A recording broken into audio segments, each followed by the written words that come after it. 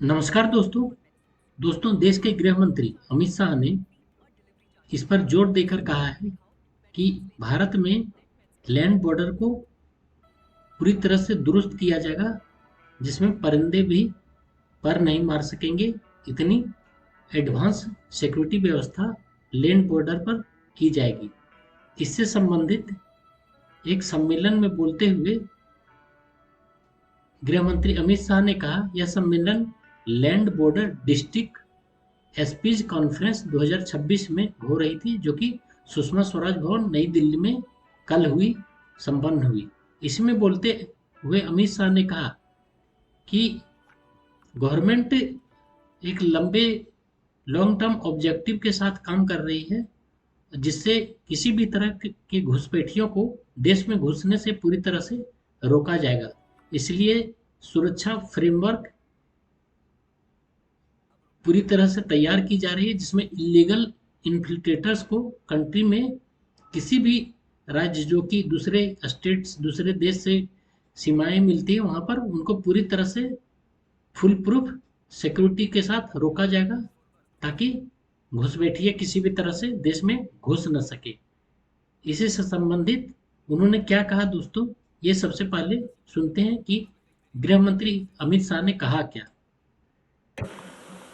इसके अंदर ढेर सारी चीजें ली है हमने, जिसमें एंटी ड्रोन सिस्टम भी है, जिसके अंदर रडार भी है, हाई रेजोल्यूशन कैमरास भी है, घुसपैठ रोकने के लिए चेतावनी देने का तंत्र भी है, कई प्रकार की व्यवस्था है। विश्व की सबसे आधुनिक बॉर्डर सुरक्षा ग्रिड हम आने वाले समय में स्मार्ट बॉर्डर प्रोजेक्ट के तहत एस्टेब्लिश कंसेप्ट लिया है। इसके अंदर ढेर सारी चीजें तो देख सकते हैं, गृह मंत्री अमित शाह जी बोल रहे हैं कि देश में 4 स्तरीय सुरक्षा व्यवस्था की जाएगी और बॉर्डर को कंप्लीटली फुल प्रूफ सिक्योर किया जाएगा।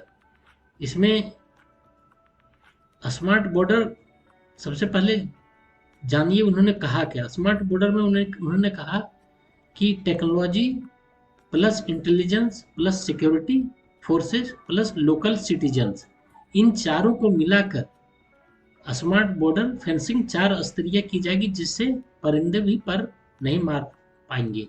मतलब टेक्नोलॉजी का भी इस्तेमाल किया जाएगा, इंटेलिजेंस का भी हेल्प लिया जाएगा, और सिक्योरिटी फोर्सेस बीएसएफ आईटीबीपी इस तरह जो हैं, और लोकल सिटीजन्स को भी इसमें भागीदारी, बॉर्डर एरिया के लोकल सिटीजन्स जो हैं उनको भी इनमें भागीदार बनाया जाएगा, और उनके सहयोग से घुसपैठियों को पूरी तरह से सीमा में ही रोक लिया जाएगा या उन्हें घुसने नहीं दिया जाएगा देश में।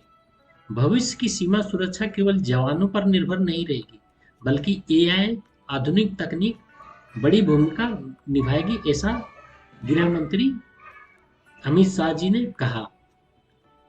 बॉर्डर गार्डिंग फोर्सेस जो होते हैं, बीएसएफ हो गए, आईटीबीपी हो गए, असम राइफल्स, एसएसबी, ये सीमा की पहली सुरक्षा लाइन होगी। और दूसरा जिला एडमिनिस्ट्रेशन, जिसमें जिला प्रशासन, पुलिस, एसपी, डीएम, इनकी मदद ली जाएगी, और इनकी जिम्मेदारी होगी कि सीमा के अंदर सुरक्षा और इंटेलिजेंस नेटवर्क मजबूत रहे। और तीसरा सेंट्रल एजेंसीज, जिसमें intelligence bureau, IB, NIA, national investigation agency जिसे फुल फॉर्म में कहते हैं, और अन्य केंद्रीय एजेंसियों की भी मदद ली जाएगी, जिनसे रियल टाइम इंफॉर्मेशन शेयरिंग होगी, ताकि किसी भी खतरे पर तुरंत कार्रवाई हो सके।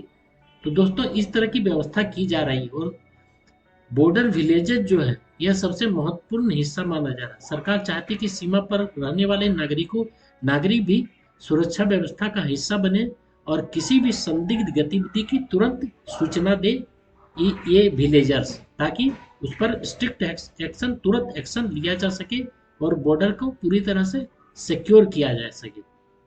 दोस्तों, स्मार्ट बॉर्डर में कौन कौन सी तकनीक शामिल हो सकती है, आइए इसे जानने की कोशिश करते हैं।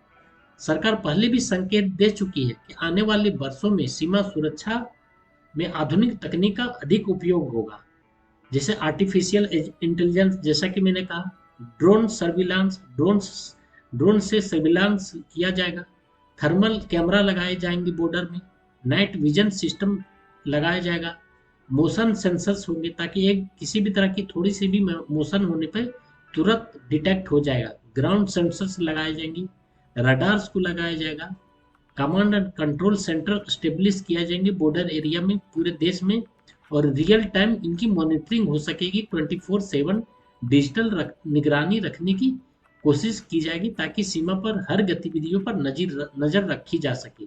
तो दोस्तों, सरकार का उद्देश्य है कि लक्ष्य केवल घुसपैठियों को रोकना नहीं, बल्कि ऐसा सिस्टम बनाना है जहां इलीगल एंट्री वर्चुअली इम्पॉसिबल हो जाए।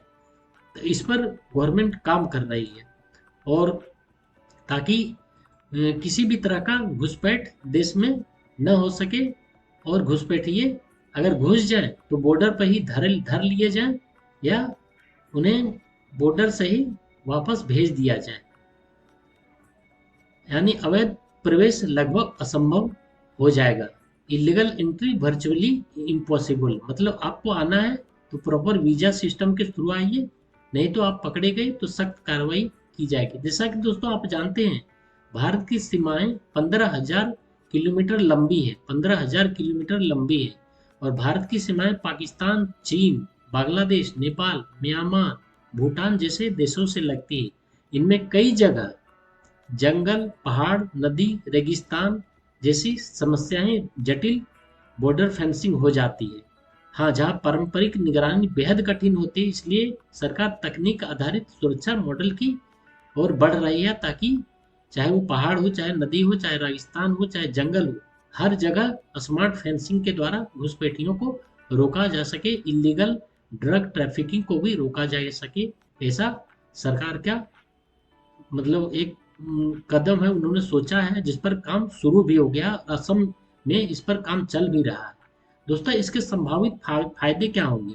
घुसपैठ का जल्दी पता चलेगा, विभिन्न एजेंसियों के बीच बेहतर कोऑर्डिनेशन हो सकेगा, एआई आधारित निगरानी से 24 घंटे मॉनिटरिंग हो पाएगी, और सीमा विलेजेज राष्ट्रीय सुरक्षा में सक्रिय भागीदार बन सकेंगी, और आतंकवाद, तस्करी, अवैध घुसपैठ पर बेहतर बेहतर नियंत्रण संभव होगा।